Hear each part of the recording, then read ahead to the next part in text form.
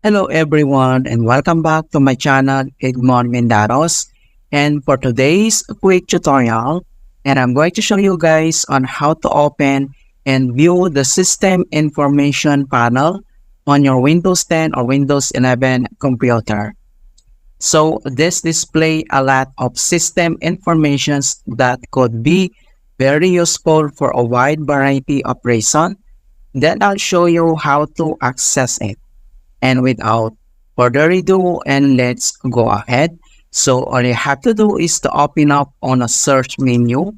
And dito sa search for apps, so kailangan mo lang i-type yung shortcut keyword na MS-info. Ayan. And then makikita mo kaagad dito yung tinatawag na system informations. So this command keyword ay shortcut po siya. Right? And next step, so click mo lang dito yung open. And then makikita mo na kaagad dito yung system informations, system summary. So dito sa right side ay nandito lahat yung complete informations ng ating PC. Okay, so nandito yung name, manufacturer, model, type, and other details mga kaibigan. So scroll down ka lang and then makikita mo naman dito yung iba pa other informations, details mga kaibigan. Alright, so ganun lang po kasimple on how to open and view system information panel in Windows 10 or Windows 11.